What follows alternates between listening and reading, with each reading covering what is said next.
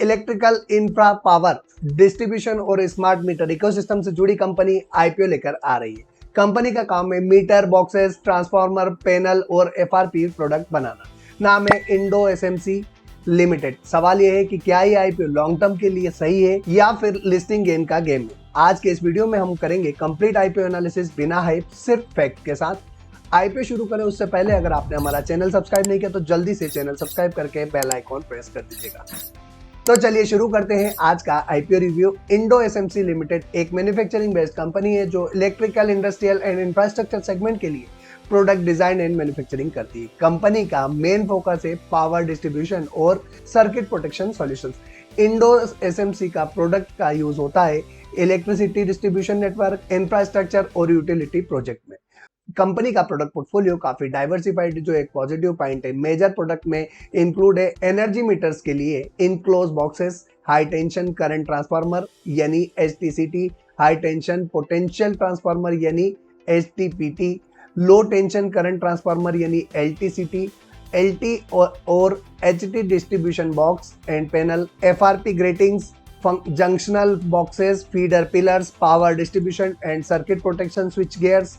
मतलब कंपनी सिर्फ एक प्रोडक्ट पर डिपेंड नहीं करती है, रिस्क को काफी हद तक रिड्यूस करता है। इंडो एसएमसी लिमिटेड एक इंपॉर्टेंट स्ट्रेंथ है in house testing laboratories. Company अपने प्रोडक्ट का टेस्टिंग खुद ही करती है ताकि क्वालिटी स्टैंडर्ड्स मीट हो, मटेरियल कंपोजिशन सही हो, इलेक्ट्रिकल सेफ्टी नॉर्म्स फॉलो हो। ये चीज़ें स्पेशली गवर्नमेंट और लार्ज यूटिलिटी प्रोजेक्ट के लिए काफ़ी इंपॉर्टेंट होती है। कंपनी के पास टोटल 4 मैन्युफैक्चरिंग फैसिलिटी है जो लोकेशन है गुजरात, महाराष्ट्र और राजस्थान। सबसे इंपॉर्टेंट प्लांट है अहमदाबाद गुजरात में, जहां एसएमसी और एफआरपी प्रोडक्ट्स मैन्युफैक्चर किए जाते हैं। एडवांस मशीनरीज और हैंडलिंग टूल्स अवेलेबल है। एफिशिएंट प्रोडक्शन और प्रॉपर मटेरियल हैंडलिंग पर फोकस है। मल्टीपल लोकेशंस होने का मतलब है बेटर सप्लाई चेन और स्केलेबिलिटी। अब बात करते हैं रिस्क की, क्योंकि हर आईपीओ में रिस्क होता है। इंफ्रास्ट्रक्चर और पावर सेक्टर पर dependency, raw material price fluctuations, government policies और tender based business.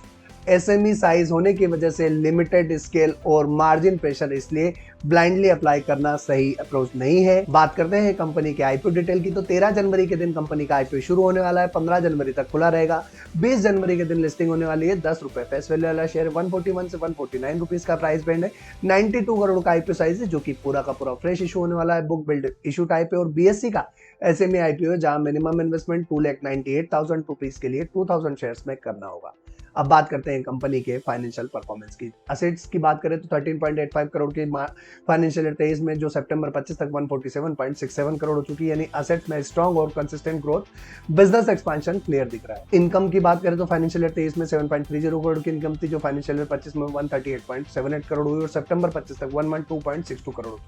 Financial year 25 में शार्प जंप दिखा, जो सितंबर 25 में भी इनकम लेवल काफी स्ट्रॉन्ग है। प्रॉफिट आफ्टर टैक्स की बात करें तो फाइनेंशियल ईयर 23 में 0.46 करोड़ का, 25 में 15.44 करोड़ का और सितंबर 25 तक 11.46 करोड़ का। इबिटा की बात की जाए तो फाइनेंशियल ईयर 23 में 1.15 करोड़ का, फाइनेंशियल ईयर 25 में 22.83 करोड़ का और सितंबर 25 तक 17.19 करोड़ का इबिटा है। ऑपरेशनल परफॉर्मेंस स्ट्रॉन्ग है, इबिटा ग्रोथ इनकम के साथ अलाइन है। नेटवर्थ फाइनेंशियल ईयर 23 में 1.17 करोड़ की, फाइनेंशियल ईयर 25 में 35.69 करोड़ की, तो सितंबर 25 में 47.14 करोड़ की। नेटवर्थ काफी फास्ट ग्रो हुई है। रिजर्व्स एंड सरप्लस की अगर बात करें तो फाइनेंशियल ईयर 23 में 0.52 करोड़ की रिजर्व थी, जो सितंबर 25 तक 30.46 करोड़ हो गई।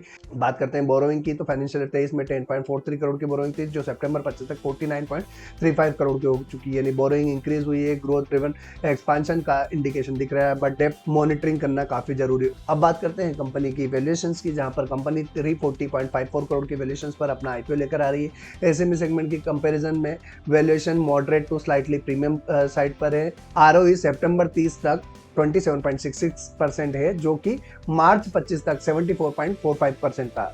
आरओसी सितंबर 25 तक 17.50% है, जो कि मार्च 25 तक 31.39% था। रिटर्न ऑन नेटवर्थ सितंबर 25 तक 24.30% है, जो कि मार्च 25 तक 43.27% था। पेट मार्जिन सितंबर 25 में 10.18% है, जो कि मार्च 25 में 11.13% था। इबिटा मार्जिन सितंबर 25 तक 15.27% है, जो कि फाइनेंशियल ईयर 25 में 16.45% था। यानी ऑपरेटिंग मार्जिन हेल्दी और इंडस्ट्रियल अलाइंड है।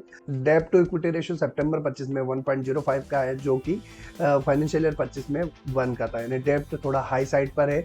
ग्रोथ के साथ लेवरेज मॉनिटर करना जरूरी है। पीएस 9.25 का है। पीई रेशियो 16.61 का है। एसएमई इलेक्ट्रिकल मैन्युफैक्चरिंग पीएस के कंपैरिजन में रीजनेबल वैल्यूएशंस दिखती है। प्राइस टू बुक वैल्यू सितंबर 25 में 5.27 की है, जो फाइनेंशियल ईयर 25 में 6.97 की थी। ओवरऑल अगर वैल्यूएशंस की बात करें तो स्ट्रांग ग्रोथ और प्रॉफिटेबिलिटी के बेस पर वैल्यूएशन जस्टिफाई होती दिखती है। डेब्ट और पीबी मल्टीपल थोड़ा कंसर्न हो सकता है। पीयर कंपैरिजन की अगर बात करें तो इंडो एसएमसी लिमिटेड का ईपीएस 9.61 का है, तो पी रेशियो 16.1 का है। रिटर्न ऑन नेटवर्थ 43.27% का है। एरोन कंपोजिट लिमिटेड का ईपीएस 7.84 का है, पी रेशियो 13.34 का है। रिटर्न ऑन नेटवर्थ 13.21% का है। आरएमसी स्विच गेयर्स लिमिटेड का ईपीएस 29.81 का है, पी रेशियो 25.28 का है, तो रिटर्न ऑन नेटवर्थ 29.40% का है। बेस्ट रिटर्न ऑन नेटवर्थ की बात करें तो इंडो एसएमसी लिमिटेड का 43.27 का है। लोवेस्ट वैल्यूएशंस पी की बात करें तो एरोन कंपोजिट लिमिटेड का है। हाईएस्ट पी प्रीमियम वैल्यूएशंस की आरएमसी स्विच गेयर्स लिमिटेड का है। बैलेंस्ड रिस्क रिवॉर्ड की बात करें तो Indo SMC limited overall valuations और प्रॉफिटेबिलिटी के बीच एक बैलेंस्ड पोजीशन में दिखती है, जो एसएमई इलेक्ट्रिकल मैन्युफैक्चरिंग सेगमेंट में कंपैरेटिवली अट्रैक्टिव हो सकती है। आईपीओ से आने वाले पैसे का उपयोग कहाँ किया जाने वाला है वो देख लेते हैं। तो कैपिटल एक्सपेंडिचर में कंपनी के प्लांट और मशीनरी परचेज करने के लिए फंड राइज कर रही है, जिसमें 25.71 करोड़ का उपयोग करने वाली है। मैन्युफैक्चरिंग कैपेसिटी और ऑपरेशनल एफिशिएंसी इंप्रूव करने के लिए वर्किंग कैपिटल रिक्वायरमेंट, जहां पर daily business operations, raw material, inventory और रिसीवेबल्स के लिए 52 करोड़ का उपयोग करने वाली, जो कि ग्रोथ को सपोर्ट और ऑर्डर एक्सपांशन स्मूथ रखने के लिए उपयोग में आने वाला है। रिमेनिंग अमाउंट जो है वो जनरल कॉर्पोरेट पर्पस के लिए उपयोग में आने वाला है। बात करते हैं ग्रे मार्केट प्रीमियम की, लेकिन उससे पहले अगर अभी अब तक आपने हमारा चैनल सब्सक्राइब नहीं किया तो जल्दी से चैनल सब्सक्राइब करके बेल आइकन प्रेस कर दीजिएगा। साथ ही साथ अगर अभी तक आप हमारे व्हाट्सएप चैनल से नहीं जुड़े तो जल्द से जल्द आप हमारे व्हाट्सएप चैनल से जुड़िएगा, ताकि कोई भी हमारा वीडियो आपसे मिस ना हो और आपका दिन भर के बिजी शेड्यूल में आपको कोई डिस्टर्बेंस ना हो। जब आप रिसर्च करने बैठे तो ये हमारे वीडियो आपको सपोर्ट कर सके। ग्रे मार्केट में वर्तमान में इस कंपनी की अच्छी डिमांड देखने को मिल रही है, जहां पर 23.49% यानी 35 रुपीज़ के आसपास की प्रीमियम देखने को मिल रही है। लेकिन ध्यान रखिएगा, जीएमपी कभी भी लिस्टिंग पैरामीटर नहीं होता है, ये सिर्फ मार्केट का एक सेंटिमेंट होता है जो कभी भी बढ़ या घट सकती है। इसके लिए हमने कुछ पैरामीटर डिसाइड किए हैं, जिनके आधार पे हम इस कंपनी का आईपीओ रिव्यू करेंगे और उम्मीद करता हूं कि ये पैरामीटर आपको भी काफी मदद करने वाले हैं। तो नंबर 1 पर है वैल्यूएशन, जहां पर पी अपर बैंड अराउंड 16 से 17 का है, जो एसएमई इलेक्ट्रिकल मैन्युफैक्चरिंग स्पेस के लिए रीजनेबल है। Price to book value 5x का है, जो ग्रोथ एक्सपेंशंस को रिफ्लेक्ट करता है। वैल्यूएशन चीप नहीं है लेकिन ओवर प्राइस भी नहीं है।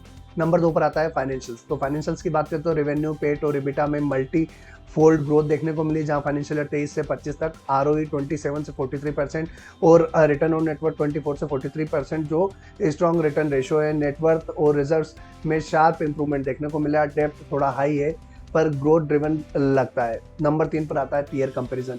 Best return on net worth among peers में 43.72% का है। पी एरोन से थोड़ा हाई है लेकिन रिटर्न काफ़ी बेटर है। आरएमसी स्विच गियर से वैल्यूएशंस काफ़ी रिजनेबल है। नंबर 4 पर आता है ग्रे मार्केट की प्रीमियम, जो 23.49% की है, यानी 30 रुपीज़ के आसपास, जो इंडिकेट करती है कि पॉजिटिव लिस्टिंग के संकेत दिखते हैं। नंबर 5 पर आता है मार्केट सेंटीमेंट। वर्तमान में मार्केट काफ़ी वॉलेटाइल होते हुए दिखी है, जहाँ निफ्टी और ऊपर रेजिस्टेंस फेस करते हुए फ्राइडे के दिन नीचे क्लोज होते हुए दिखी है। तो और एसएमई आईपीओज में अभी सिलेक्टिव आईपीओज हैं, जहाँ पर जिनकी वैल्यूएशन अच्छी है, जिनके फाइनेंशियल्स अच्छे हैं और ग्रे मार्केट में डिमांड देखने को मिल रही है, तो उन कंपनी के आईपीओ में निवेश किया जा सकता है। लेकिन दोस्तों याद रखिएगा, आप मेरे डिसीजन पे अपना डिसीजन ना लें। अपना डिसीजन लेने के लिए खुद की रिसर्च करें, अपने फाइनेंशियल एडवाइजर से कंसल्ट करें और अपनी फाइनेंशियल कंडीशन देखने के बाद फिर डिसाइड करें कि आप इस कंपनी के आईपीओ में निवेश करने जा रहे हैं या नहीं। दोस्तों आपका जो भी डिसीजन हो कमेंट बॉक्स में कमेंट करके जरूर बताइएगा, और अगर आपको ये वीडियो पसंद आए तो लाइक कीजिएगा, अपने दोस्तों के साथ शेयर जरूर कीजिएगा। फिर मुलाकात होगी एक और कंपनी के आईपीओ रिव्यू के साथ। तब तक के लिए जय हिंद।